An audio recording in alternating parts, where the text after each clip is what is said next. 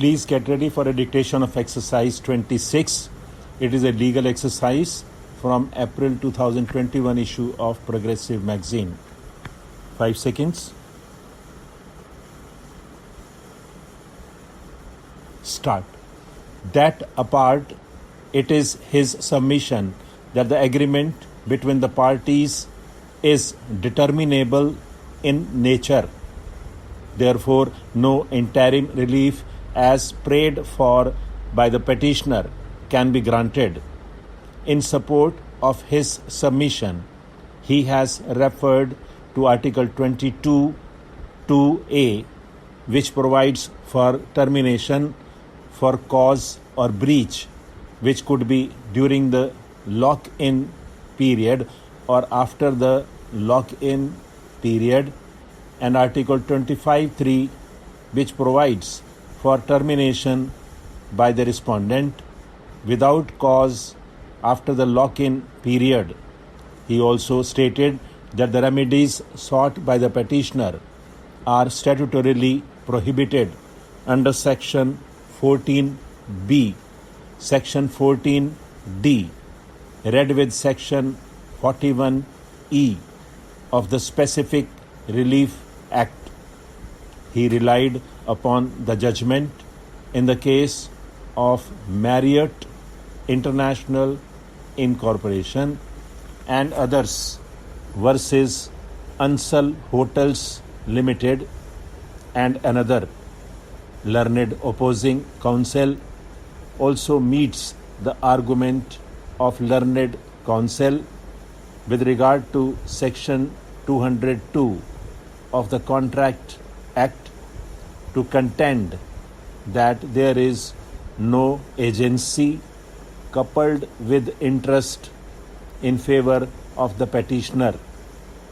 According to him, Section 202 of the Contract Act applies only to an agency created for the purpose of giving security for an existing interest and not where the alleged interest of the agent arises after the creation of the agency itself. According to him, in the present case, the agreement was not created to secure any existing interest of the petitioner. In this regard, he relied upon the judgment in the cases of Harbans Singh versus Shanti Devi, Delhi 649. He stated that the petitioner has no purported lien on the hotel under Section 221 of the Contract Act.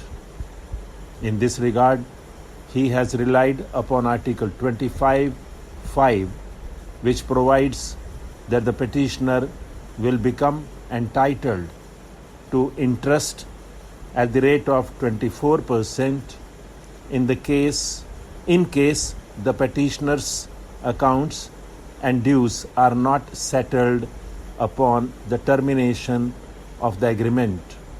Further, Section 221 is applicable only in respect of an amount due to the agent. There is a serious dispute among the parties as to whether any amount is due to the petitioner from the respondent or vice versa. He relied upon the judgment in the case of USA versus Master Builders, ILR 590.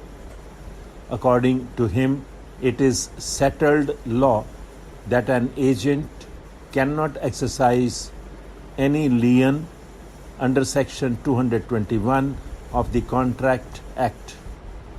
This is a settled law under the Act, allowing the petitioner to exercise such a purported lien on the respondent's hotel would virtually bring to an end the respondent's business. In this regard, He relied on the judgment in the cases of Southern Railways Limited and Ram Prasad versus State of MP 1969 3 SCC 24. In rejoinder arguments, the learned counsel would submit that the plea of appellant counsel that the present petition is not maintainable is totally misplaced. According to him, the arbitration clause, that is Article 28, is a binding clause between the parties in as much as the said article clearly gives to both the parties choice and or option to either invoke civil court's jurisdiction, in which case the article mandates exclusive jurisdiction of Delhi courts, or the parties may opt for arbitration, and if the latter option is exercised by either of the parties, then the jurisdiction is vested in Delhi courts. The clear wordings of the article are that either party shall be entitled to choose either one or the other remedy, and the one does not fetter the other. With this intention in mind, the relevant article uses the word or. Accordingly, the arbitration clause in terms of the Article 28 amounts to a binding arbitration agreement, vesting in both the parties an option to either invoke the jurisdiction of the civil court or to invoke arbitration. In support of his submission, he refers to the judgment in the case of Sundarban Marine Products Private Limited and others versus Waterbase Limited and others, 2017 14 SCC 182.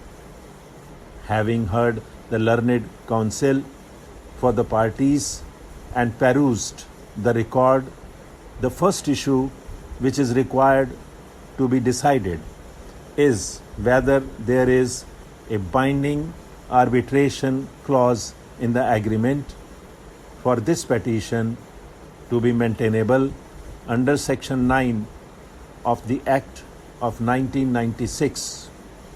The submission of learned counsel is the agreement clearly gives a choice to the parties either to invoke civil court's jurisdiction or to opt for arbitration, whereas the submission of appellant counsel is otherwise. To answer this issue, it is necessary to first reproduce the relevant clause regarding dispute resolution.